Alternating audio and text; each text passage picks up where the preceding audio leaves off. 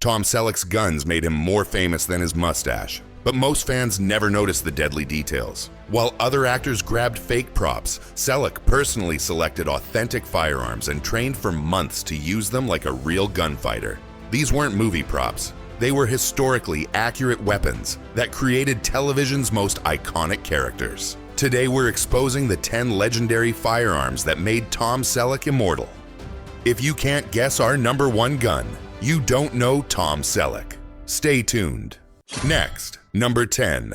Colt 1860, Army with Richards conversion. Last stand at Sabre River. The Colt 1860 Army with a Richards conversion, custom built for last stand at Sabre River. The Richards conversion was a critical transitional technology in the 1870s, allowing owners of older percussion revolvers to upgrade them to fire modern metallic cartridges. This choice shows the character is a practical man who updated his trusted Civil War-era sidearm. Not a wealthy man with the latest factory new gear, it speaks to a past rooted in conflict and a present defined by resourcefulness. Here's what most viewers missed. The Richards conversion was actually more expensive than buying a new Colt Peacemaker in the 1870s. Choosing this gun tells you the character valued his trusted sidearm over the latest model. Patented in 1871, this conversion turned a .44 caliber percussion revolver into a modern cartridge gun firing .44 Colt centerfire ammunition.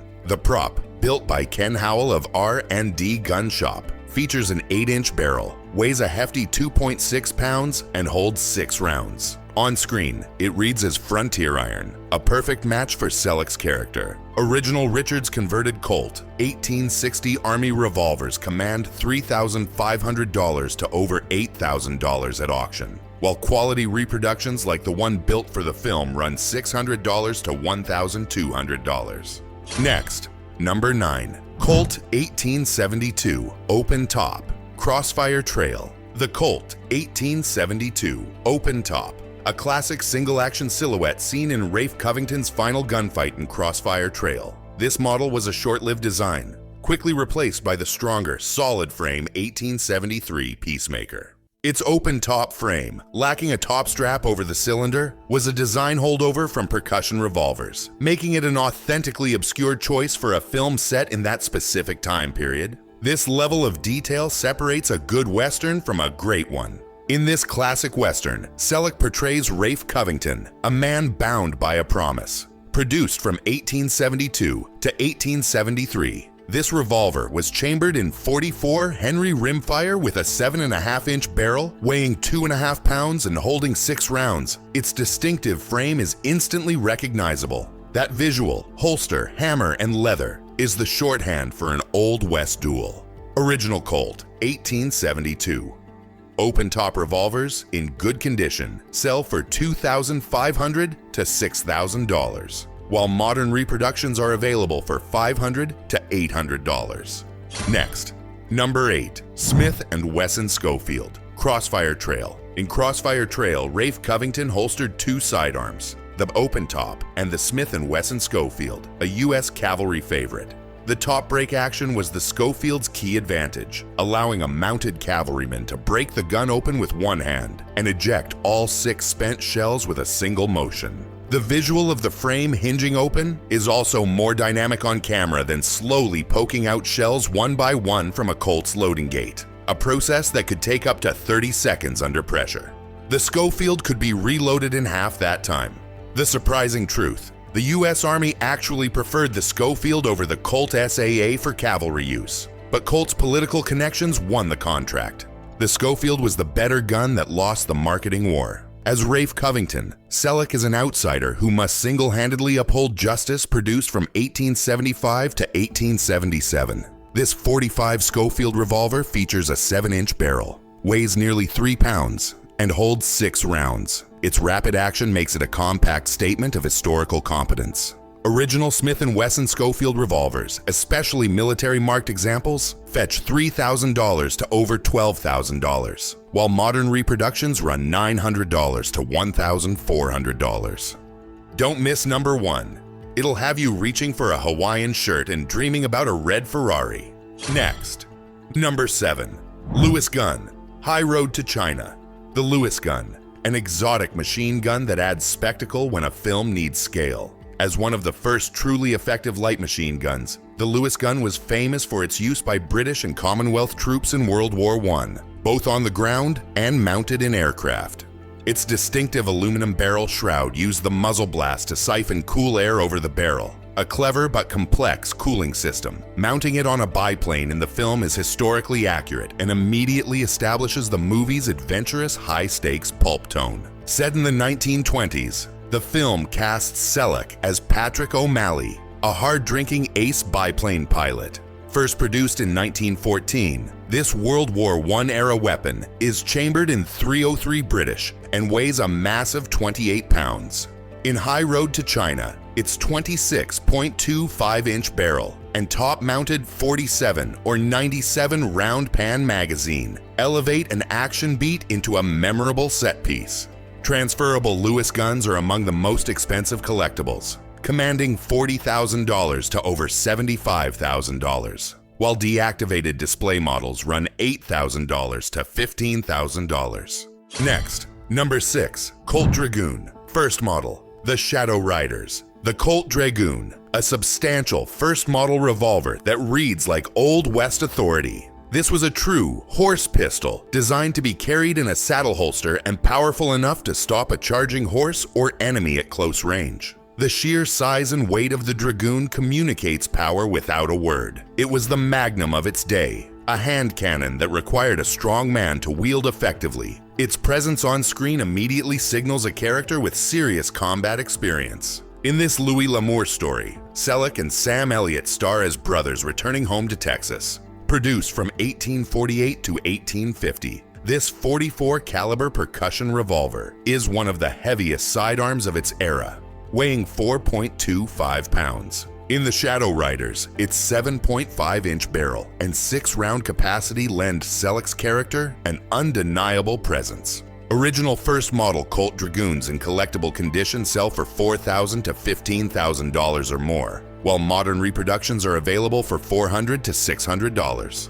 We're halfway through, and the best is yet to come.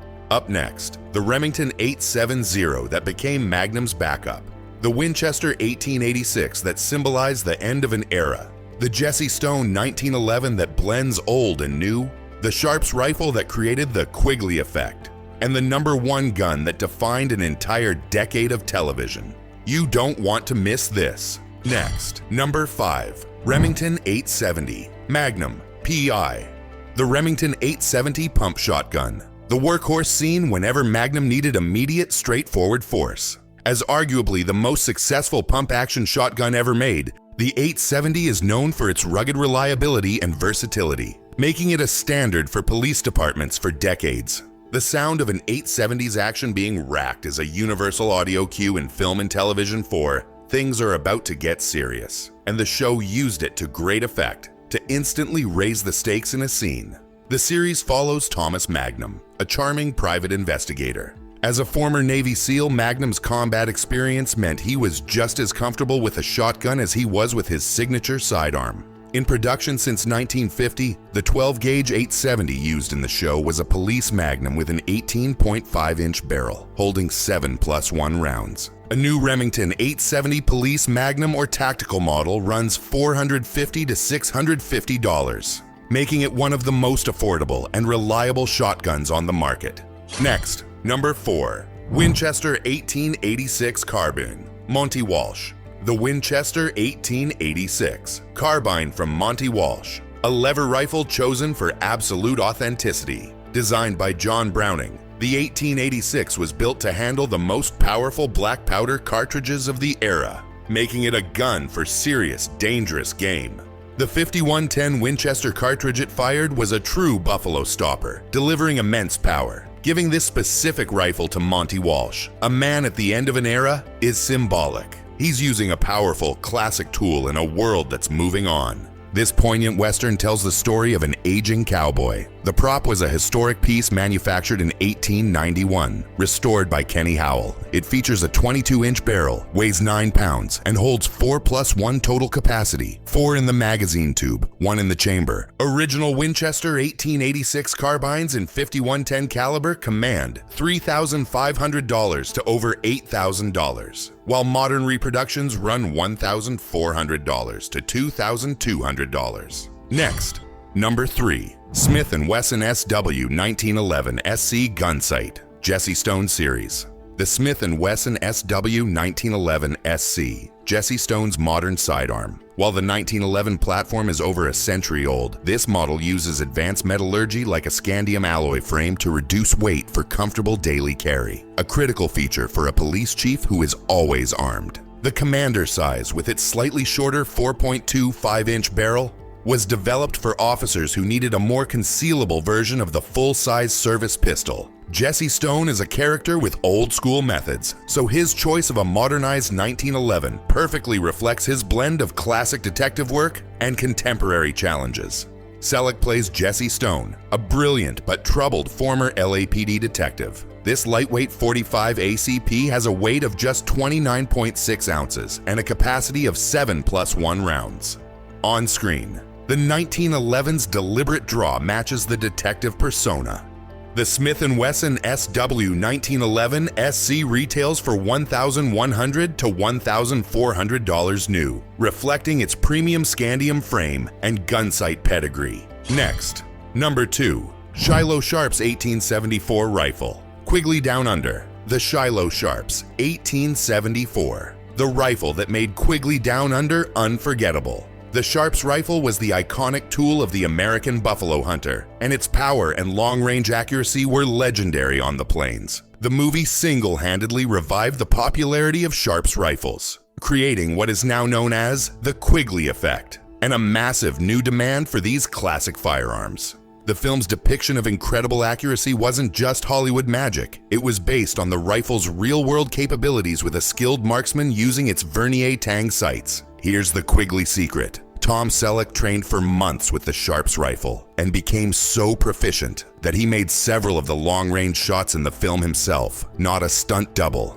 The accuracy you see on screen is real. Selleck stars as Matthew Quigley, an American sharpshooter. The prop was a modern reproduction with a massive 34-inch barrel, weighing 13 pounds chambered in 45 110 Sharps. This single-shot falling block rifle was modified for extreme long-range accuracy. Other features are its double-set triggers and its ladder-elevated Vernier peep sight and a globe front sight.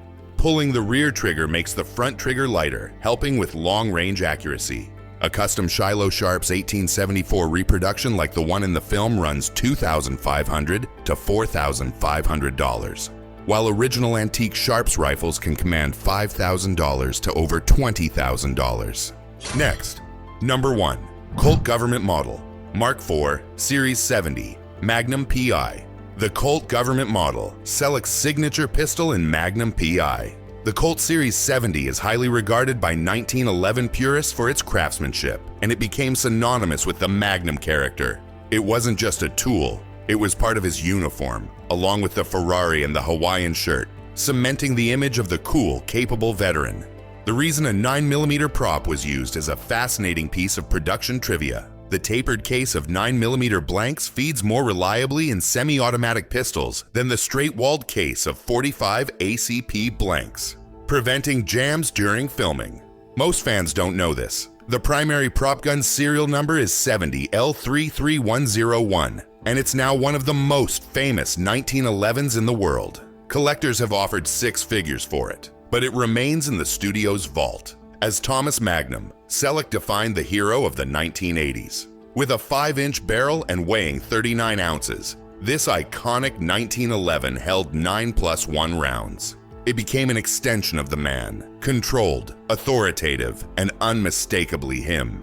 Vintage Colt Series 70 pistols from the Magnum P.I. era sell for $1,200 to $2,500, but the actual prop gun with serial number 70L33101 is a priceless museum piece that collectors have valued at over $50,000. These 10 firearms tell a single story. Tom Selleck's characters were rarely accidental. The weapons complete the performance. From the pragmatic functionality of a converted Colt to the legendary precision of a Sharps rifle, each firearm was a deliberate choice that reflected a deep respect for history and storytelling. This commitment to authenticity is what separates a good performance from an iconic one, and it's a hallmark of Selleck's career. From the frontier to the islands of Hawaii, from the Old West to modern New England, Tom Selleck's guns weren't just props. They were the tools that built legends. When an actor respects the weapon, the audience respects the character. That's the Selleck difference. Which Tom Selleck gun surprised you most? Drop a comment, like if you learned something, and subscribe for more verified deep dives into movie-grade hardware.